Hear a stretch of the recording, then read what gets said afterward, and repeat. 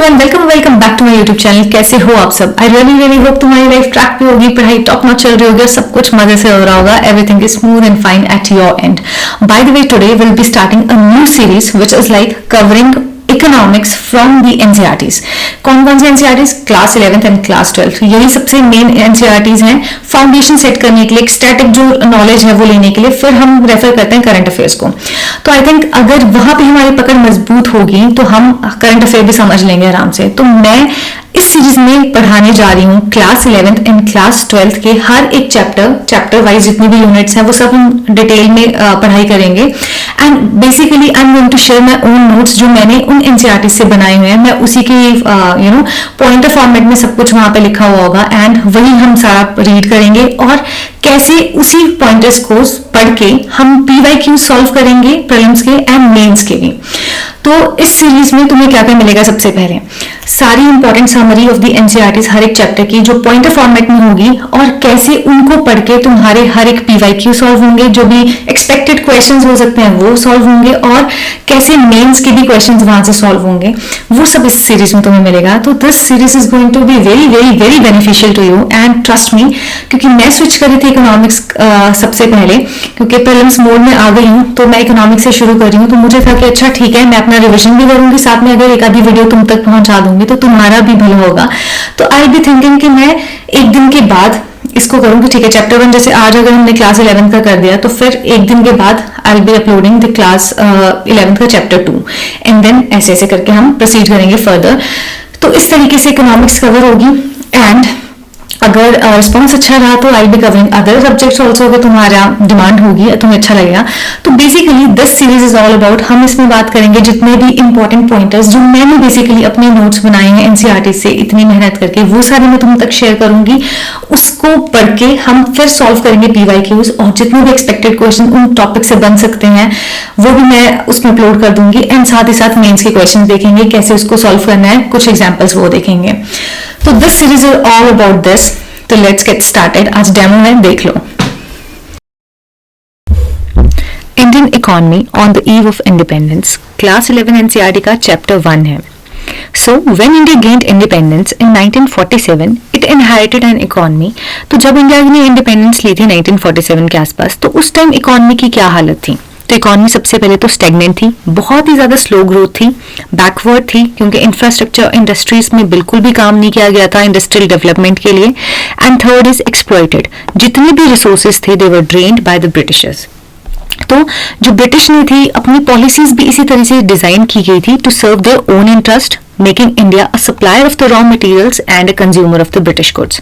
तो इंडिया को बिल्कुल इस तरीके से यूज किया जाता है कि इंडिया सप्लाई करेगा रॉ मटेरियल्स का और फिनिश गुड्स ब्रिटिशर्स उन तक पहुंचाएंगे। तो अगर हम देखें सेक्टर वाइज क्या क्या हालत थी उस टाइम पे, तो सबसे पहले स्टेट ऑफ एग्रीकल्चर पे क्या हालत थी उस टाइम?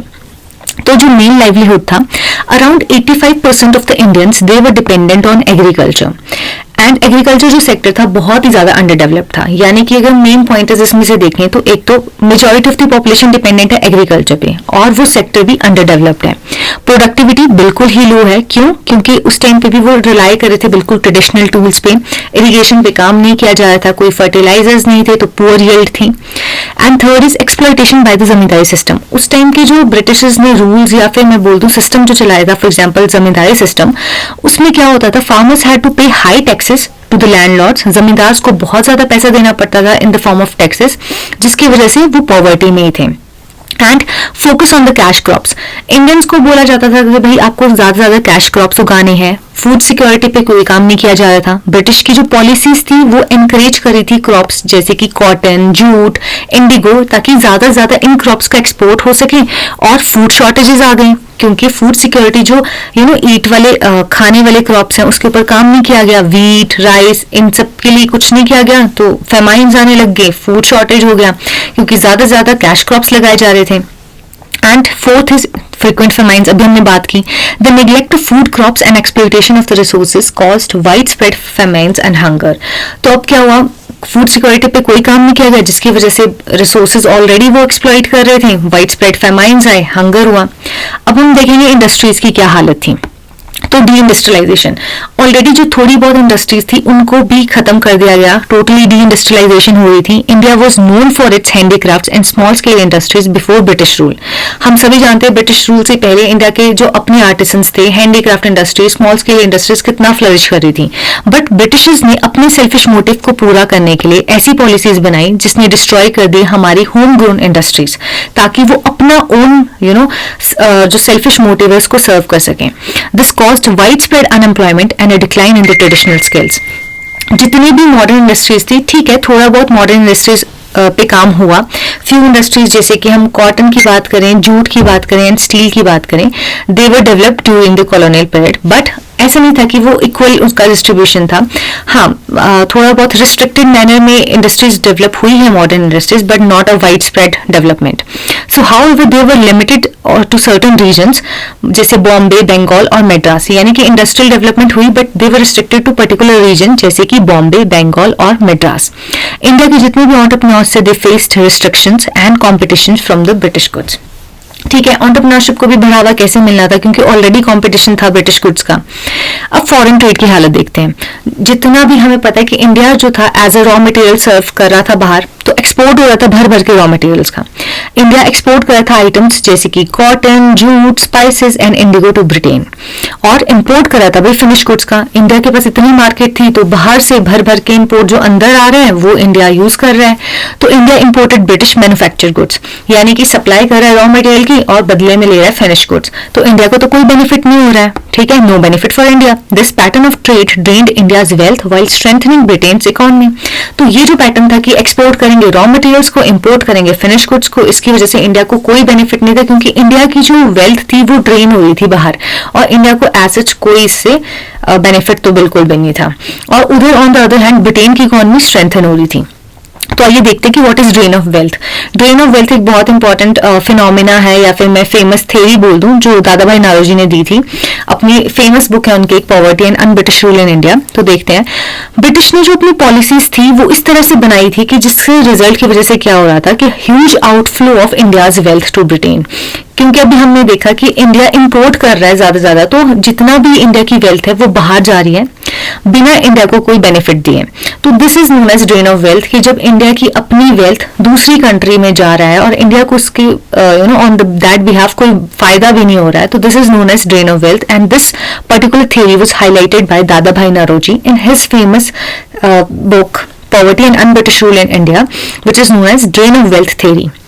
और जितने भी टैक्सेस कलेक्ट हो रहे थे इंडिया में, they were used to fund British wars and administration. ठीक है, अब यहाँ से इंडिया का ही टैक्स कलेक्ट करके जितने भी ब्रिटिश वॉर्स कर रहे थे या फिर उनकी एडमिनिस्ट्रेशन जो रन हो रही थी उसको फंड कर रहे थे.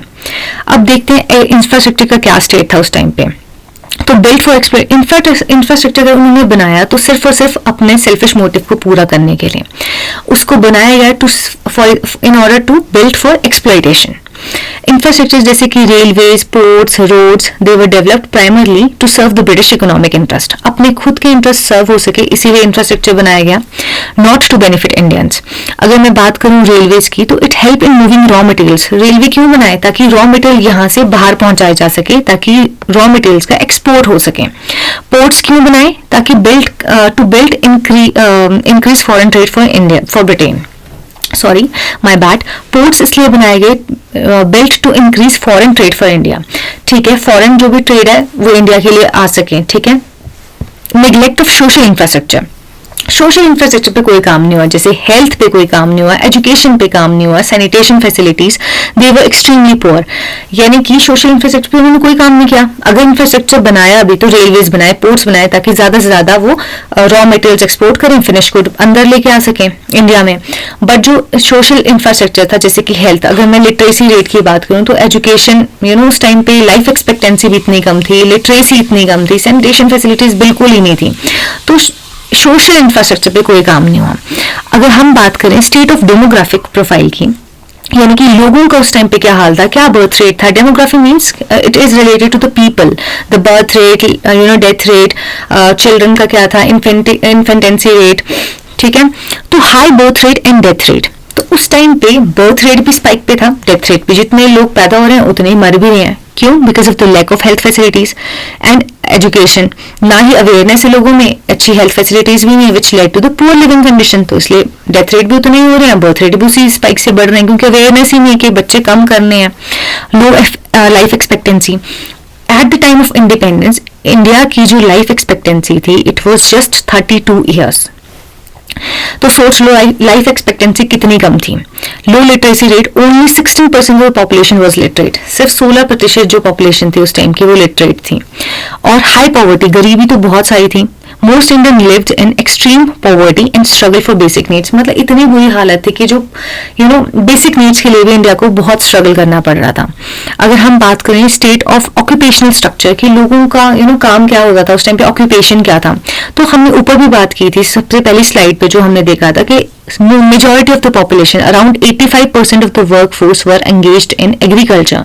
और इतनी बात है कि इतना ज्यादा majority of the population agriculture में है, बट स्टिल वो सेक्टर अंडर डेवलप था।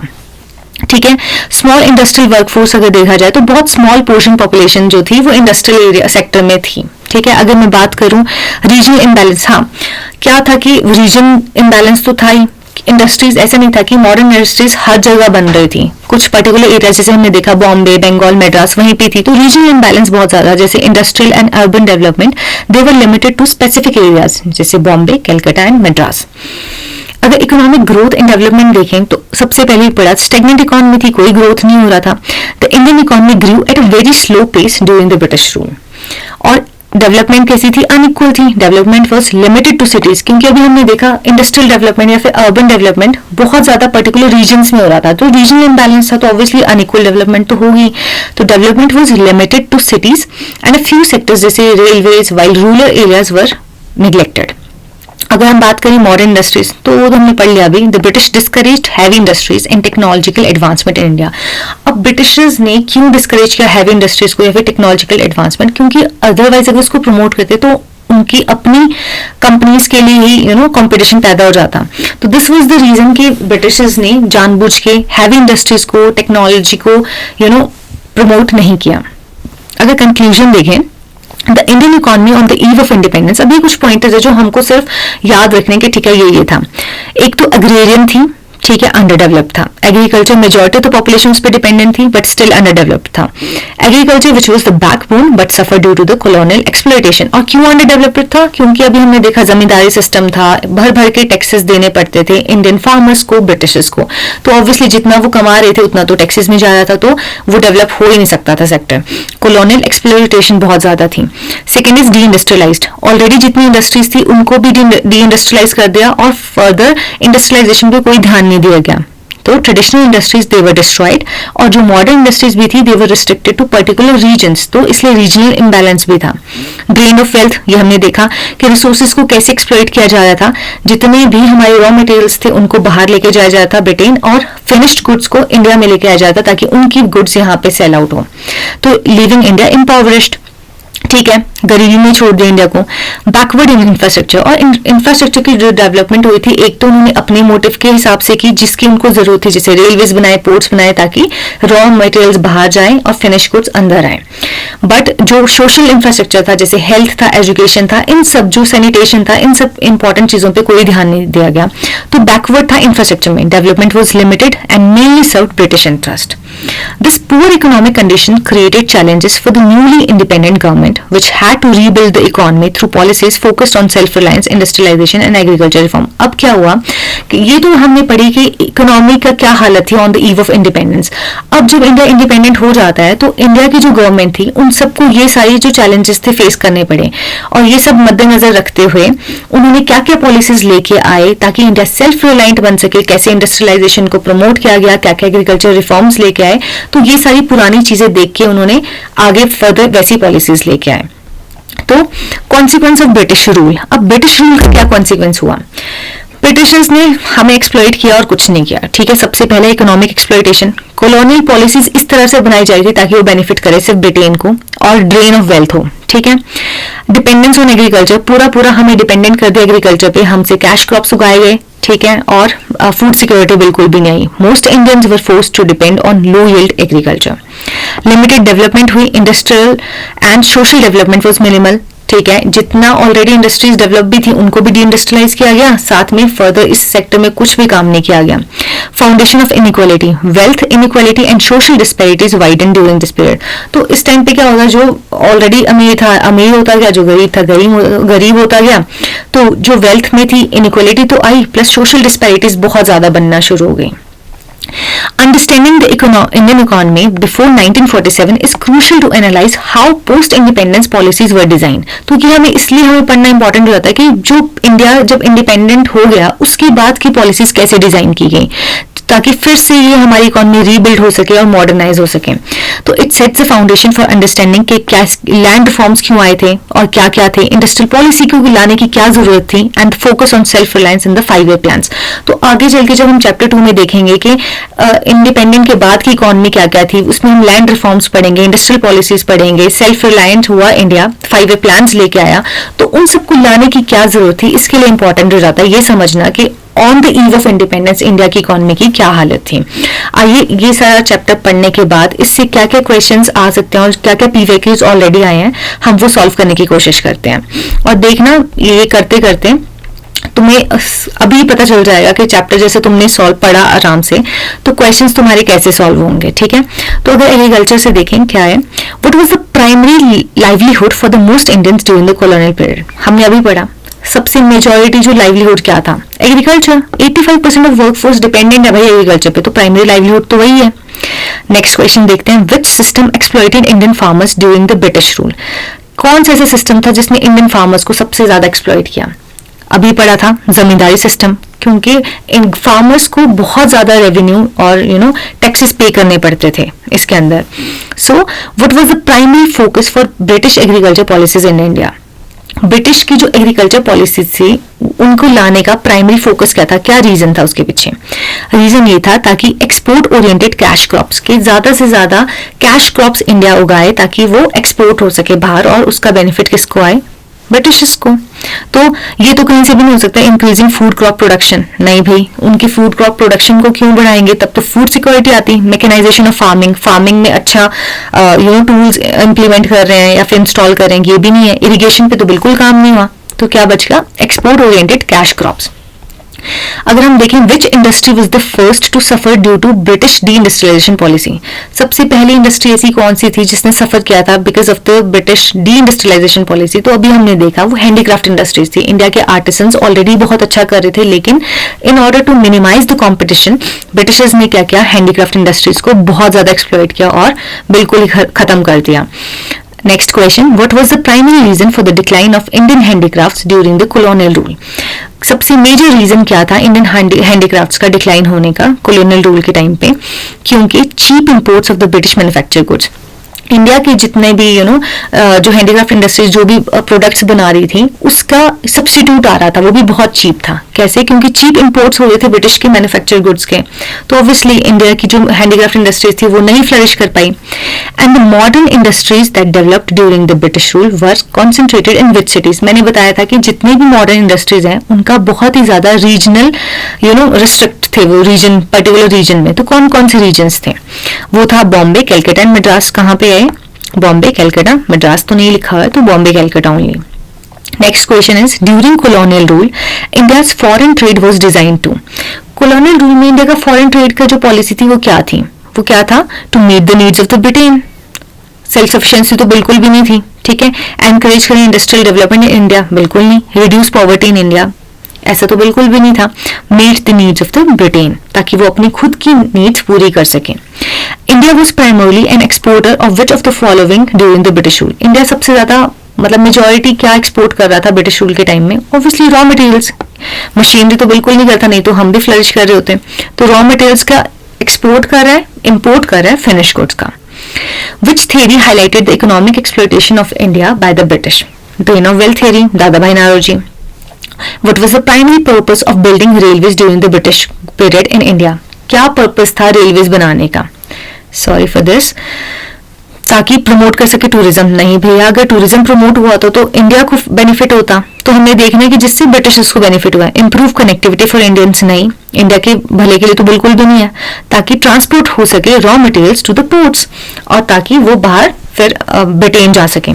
डेवलप कर सके रूरल एरियाज, ऐसा भी नहीं है। तो इसका राइट आंसर होगा to transport raw materials to the ports. Next question is which sector of infrastructure was least developed during the British rule? कौन सा ऐसा सेक्टर ऑफ इंफ्रास्ट्रक्चर था जो लीस्ट डेवलप था ब्रिटिश रूल में? रेलवेज तो उन्होंने अच्छे से किया, पोर्ट्स भी किए, रोड्स भी बनाए, किसके लिए? अपने मोटिव के लिए। But health and education, social infrastructure पे बिल्कुल काम नहीं किया गया था। तभी तो हमारी जो लिटरेसी थी ओनली 16%। अगर मैं बात करूं लाइफ एक्सपेक्टेंसी ओनली 32%। ये कुछ फैक्ट्स हैं जो याद रखनी है, डायरेक्ट एनसीईआरटी से हैं ये, ठीक है। अगर मैं ये देखो क्वेश्चन भी आ गया यहाँ पे, the literacy rate in India at the time of independence was around, कितनी थी literacy? 16%. So, which of the following is the correct interlinkage between agriculture, deindustrialization and poverty during the colonial rule? Correct interlinkage क्या है? इसको slide को रोक के तुम एक बार देख लेना और सॉल्व करने की कोशिश करना। मैं बताती हूँ कि what is the correct interlinkage किस किस के बीच में? Agriculture, deindustrialization and poverty during the colonial rule. तो deindustrialization caused increased dependence on stagnant agriculture leading to the poverty. ठीक है, उन्होंने क्या किया? सबसे पहले डीइंडस्ट्रियलाइजेशन की, इंडस्ट्रीज जो थी बिल्कुल उनको खत्म कर दिया, जिसकी वजह से क्या हुआ? हमारा डिपेंडेंस बढ़ गया एग्रीकल्चर सेक्टर पे, और एग्रीकल्चर पे ज्यादा पॉपुलेशन आ गई, और वो भी अंडर डेवलप था, स्टेगनेंट था, जिसकी वजह से पॉवर्टी हुई। तो यानी कि अगर दोनों सेक्टर्स के बीच का लिंक देखे जाए तो डीइंडस्ट्रियलाइजेशन की, जिसकी वजह से डिपेंडेंस आई एग्रीकल्चर पे, एग्रीकल्चर भी स्टेगनेंट था क्योंकि अंडर डेवलप था, इरिगेशन या फिर फर्टिलाइजर्स, इन सब पे कोई काम नहीं कर रहा था, जिसकी वजह से इंडिया अगेन पॉवर्टी में था। तो how did the drain of wealth impact the demographic profile of India? कैसे इम्पैक्ट करता है ड्रेन ऑफ वेल्थ हमारे इंडिया की डेमोग्राफिक प्रोफाइल को?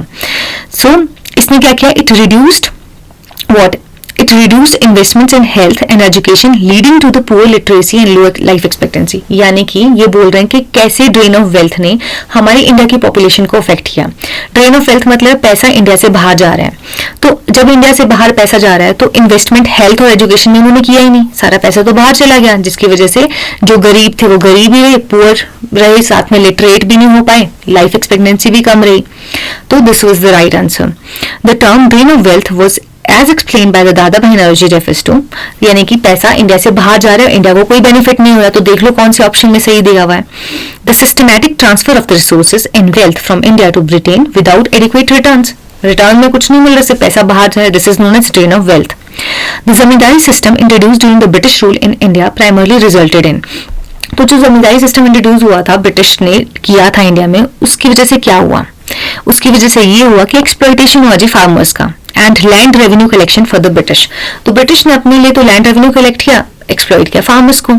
अब बाकी ऑप्शंस देख लो क्या है? इंक्रीज एग्रीकल्चर प्रोडक्टिविटी, ऐसा तो बिल्कुल नहीं हुआ, तब तो अच्छी बात थी। बेटर इरिगेशन फैसिलिटीज, इरिगेशन पे तो काम ही नहीं किया गया, तभी तो सेक्टर अंडर डेवलप रहा। Equal distribution of the land among the Indian peasants, ऐसा भी नहीं था, वरना लैंड रिफॉर्म्स लाने की क्या जरूरत पड़ती है हमें इंडिपेंडेंस के बाद, है ना। तो ये सारे मैं सिर्फ आंसर्स देख रही हूँ, तुम बाद में ऑप्शंस भी एनालाइज कर लेना, ठीक है। विच of the following accurately describes the demographic feature of India on the eve of independence? India का जब इंडिपेंडेंस हो रहा था उस टाइम पे पॉपुलेशन का क्या हाल था? मैंने अभी बताया था कि हाई बर्थ रेट थे, हाई डेथ रेट थे, लो लाइफ एक्सपेक्टेंसी थी। अब देख लो ये कहाँ लिखा है, तो लो लिटरेसी रेट्स, ठीक है, बिल्कुल सही है। High life expectancy, high life expectancy तो नहीं था, तो ऑप्शन गलत हो जाती है।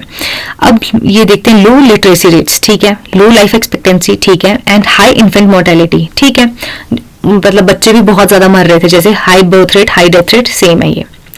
Now the last question is how was foreign trade under the British rule detrimental to the Indian economy? जो foreign trade था वो कैसे detrimental था Indian economy में during the British rule? कैसे था? क्योंकि raw materials थे वो import किए जा रहे थे, ठीक है, and finished goods were exported। ये तो नहीं है, रॉ मटेरियल्स इंपोर्ट तो नहीं की जाते, रॉ मटेरियल्स एक्सपोर्ट किए जाते थे। तो ये है रॉ मटेरियल्स वर एक्सपोर्टेड, ठीक है, and finish goods were imported, stifling domestic industries. जितना भी रॉ मटेरियल था बाहर जा रहा था, फिनिश गुड्स यहाँ आ रहा था, तो जो डोमेस्टिक इंडस्ट्रीज थी वो बेचारी वो बाहर से आ रही थी। तो this was the right answer.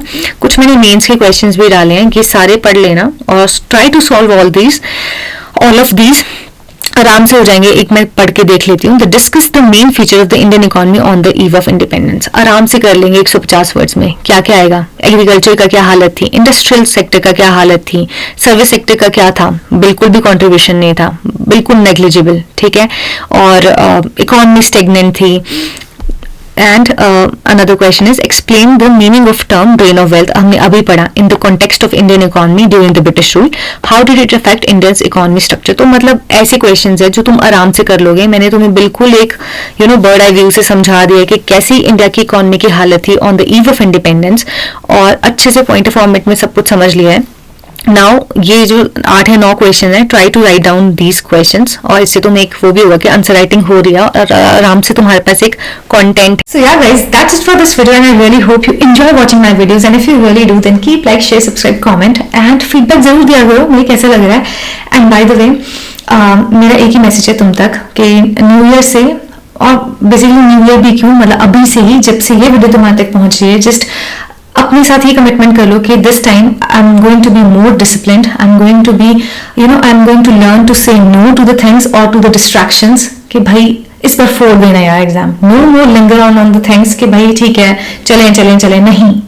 इस बार be more discipline, be more, मतलब 2025 is going to be our year, ऐसा बोल पाए हम कि भाई इतनी मेहनत करनी है. Just put your head down and work hard until you achieve your goal. So that's a little message from my side, because I'm also going to do this, and let's let's grow together, let's achieve our dream together. So this is my token of love for you all कि ठीक है मैं भी मेहनत कर रही हूँ, तो मेरे नोट से अगर तुम्हें भी हेल्प हो जाएगी तो बहुत बढ़िया होगा. So that's the sole motive of starting this series. So yeah, प्यार बरसाओ, देखते रहो. Bye bye.